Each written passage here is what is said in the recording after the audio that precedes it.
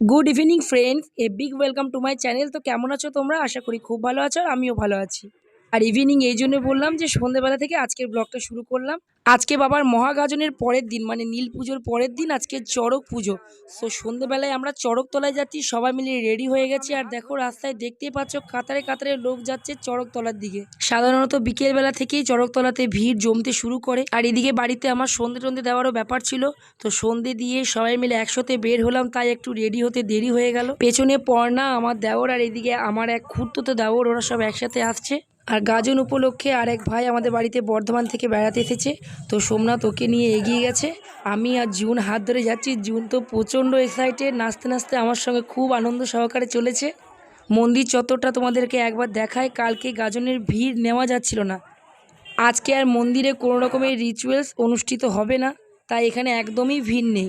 মন্দির থেকে 10 মিনিট দূরত্বের ফারাকে শ্মশানতলা, মানে চড়কতলা। তো সবাই মিলে ওইখানেই আজকে ভিড় হবে, আর ওইখানেই হবে আজকে চড়ক পুজো। যত যেন শ্মশানের কাছাকাছি এগিয়ে আসছি, তত ভিড়টা যেন গাঢ় হচ্ছে।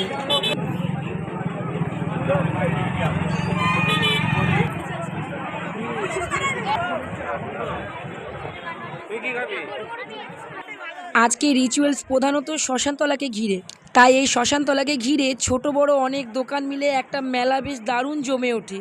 খাবার দাবার দোকান থেকে শুরু করে কেনাকাটা সমস্ত কিছু দোকানদার কোনো অংশে কম যায় না। বলতে বলতে আমরা শ্মশানকালী মন্দিরের কাছে চলে এসেছি, আর এসেই দেখি যেমন জনগণের ভিড় তেমনি অসংখ্য ভক্তের ভিড়। আর ওই দেখো দূরে চড়কতলায় ঘোরা শুরু হয়ে গেছে। চড়কতলায় যেখানে এই ঘোরাঘুরি রিচুয়ালসটা চলছিল, সেখান থেকে আমরা অনেকটাই দূরত্বে ছিলাম, যার জন্য প্রত্যেকটা মানুষকে একবারে ক্ষুদ্র অবস্থায় দেখা যাচ্ছিল। তবে আজকে একটা দিকে অনেক রিলিফ, যে অন্যবারের থেকে গরমটাও যথেষ্ট কম ছিল। খোলা আকাশের নিচে দাঁড়িয়ে থাকলেও বা কী হবে, গল গল করে ঘাম অনবরত পড়তে থাকে অন্যবারে, বাট এইবারে সেরকম কোনো অবস্থাই হয়নি। তাই এত ভিড়ের মধ্যেও খুব ভালোভাবে ভক্তদের এই চড়কতলায় ঘোরাটা সুষ্ঠুভাবে দেখতে পেলাম।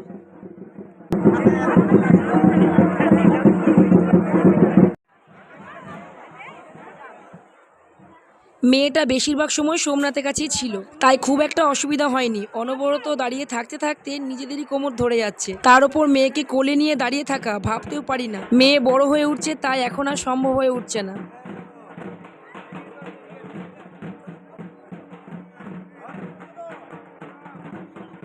আগের দিন যেমন ভক্তদের শরীরে বান ফোড়া হচ্ছিল, আজকে আবার বানের মতো গজাল টাইপের আঁকশির মতো গেঁথে দেওয়া হবে ভক্তের গায়ে, আর তার ওপর গামছাটাকে পুরো পাকিয়ে বেঁধে দেওয়া হবে শক্ত করে।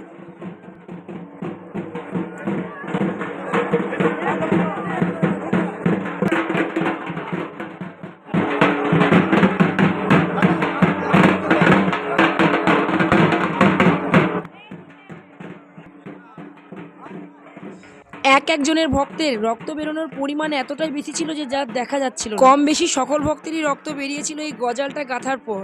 তবে সকলেরই মুখে হাসি আর বাবার প্রতি ভক্তি সমস্ত যন্ত্রণা ঢেকে দিয়েছিল। শরীরের মধ্যে যে আঁকশিগুলো বাঁধা ছিল, সেটা দড়ি সমেত ছিল। যথেষ্ট মজবুত ও শক্তপোক্ত ছিল সেই দড়ি, কারণ সেই দড়ির সঙ্গে চড়কতলার ওই দড়ি শক্ত করে বাঁধন হবে।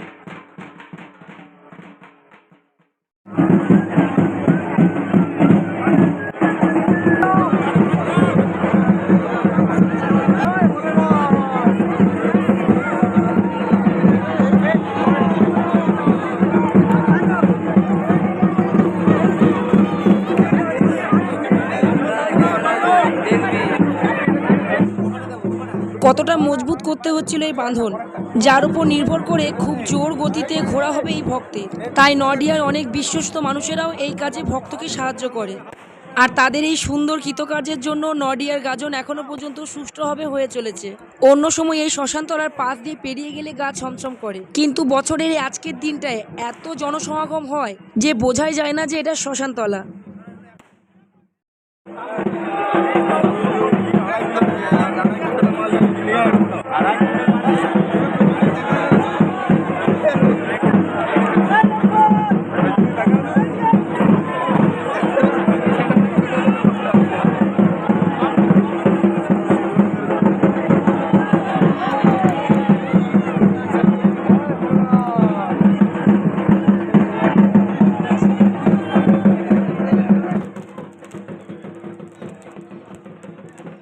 ভিডিওর এই সিনটা শুধু নোটিস করো, দেখে মনে হচ্ছে আজ দিওয়ালি। তো এই দিনের দিন বাজি পোড়ানোও শুদ্ধ হয়।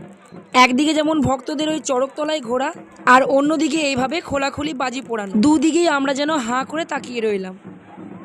চড়কতলায় ঘোরা অবস্থায় ভক্তরা বাতাসাও হরিণ নোট দেয়। ওপর থেকে তারা এমনভাবে এই বাতাসা ছড়ায়, নিচের থেকে আমরা প্রসাদ হিসাবে সেটা গ্রহণ করি।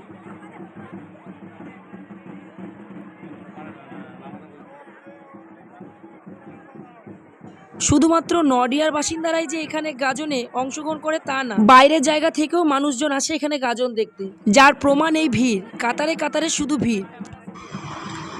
চারিদিকে এত ইউটিউবারের ছড়াছড়ি যে ক্যামেরা নিয়ে যেন প্রত্যেকটা পার্টে ছবি তুলতে সবাই ব্যস্ত। তাছাড়া ড্রোনের সাহায্যে পুরো সিস্টেমটা লাইভ হচ্ছিল। এমনকি দুটো টিম বিশাল আকারে ক্যামেরা নিয়ে ওই স্থানে হাজির হয়েছিল, যে মনে হচ্ছে সত্যিকারের কোনো শুটিং চলছে। টিভি চ্যানেল, ইউটিউব চ্যানেল, সকলের কাছে এই নডিয়ার গাজন আর চড়ক দুটোই বিশাল বিষয়বস্তু।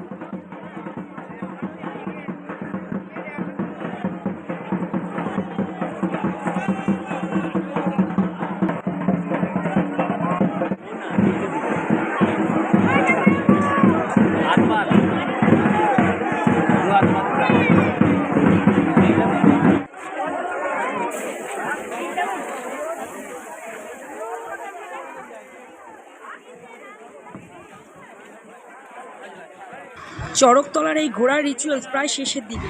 অনুমান ভিত্তিক বলা যাচ্ছে যে আর 6-7 জন এই চড়কতলায় ঘোড়া হয়ে গেলেই পুরোপুরি চড়ক শেষ।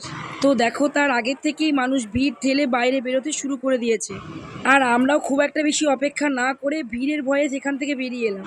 আর বেরোতে না বেরোতেই প্রথমে খেয়ে নিলাম ক্রাঞ্চি আলুর চিপস।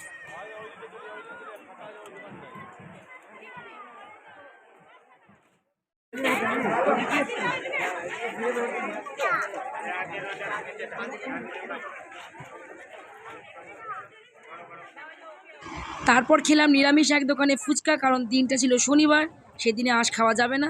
আর শেষ পাতে কুলফি। বেশ মজাদার ছিল কুলফিটা। জুন আর্য তো খুব এনজয় করে খাচ্ছিল, আর বাকি সবাইও। ভাই আর আমার ওই খুড়তুতো দেওর, ওরা আমাদের সাথে রিটার্ন ব্যাক করেনি, কারণ ওরা দুজন পুরো শেষ চড়ক দেখেই বাড়ি ফিরবে। আর পুরো চড়ক শেষ করে ওখান থেকে ভিড় ঠেলে বেরিয়ে আসা খুবই মুশকিল হতো আমাদের। তাও আবার দুটো বাচ্চা ছিল, তাই আমরা আগেই বেরিয়ে গিয়েছিলাম।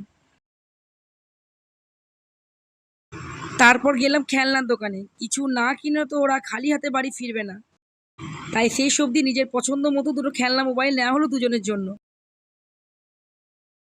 খেলনাটা দেখাও, আজ দেখি। এই দেখো। আর সেই সঙ্গে আজকের ব্লগ এই পর্যন্ত। ব্লগ পছন্দ হলে অবশ্যই একটি like, share, comment and subscribe করে আমার চ্যানেলটিকে সাপোর্ট করবো। ততক্ষণের জন্য টাটা, গুড নাইট, বাবা।